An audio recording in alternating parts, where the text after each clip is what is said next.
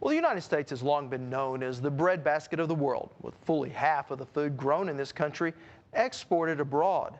Yet demand could soon outpace our production.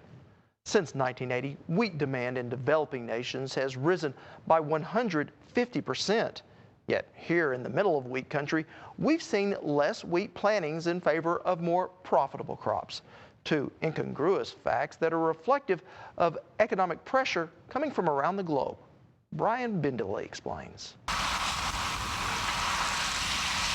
Commodity producers around the globe rely on two important factors: land and labor. U.S. agriculture has often had, or in the past has had, the advantage of low-cost land and labor, especially in rural areas.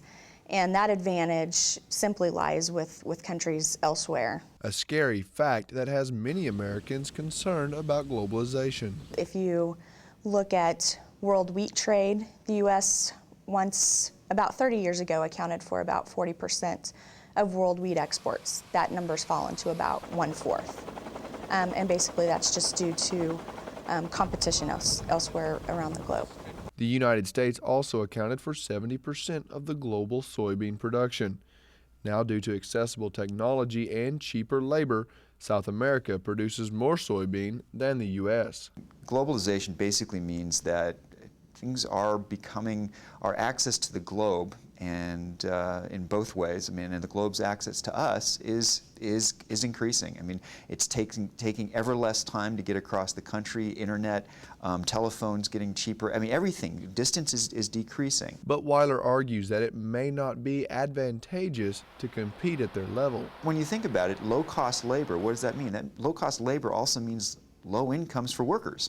So I'm not sure we want to be competing to be the least cost producer, because that means that the workers are also not getting very much money. Owners are not getting very much money. So that's a problem. According to the Center for the Study of Rural America, globalization is making it harder for smaller producers to compete effectively. We kind of think U.S. agriculture is at a fork in the road.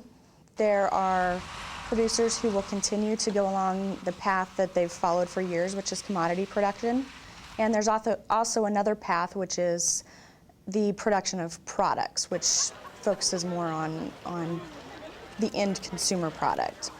I mean, there are new markets out there. There are new markets for products. People who wouldn't have generally been interested in, been interested in the type of American products that are out there. Now all of a sudden they are markets for us, and the possibilities in some sense are really, really endless. So as the global market becomes more competitive, producers have to not only be good farmers, but also good marketers.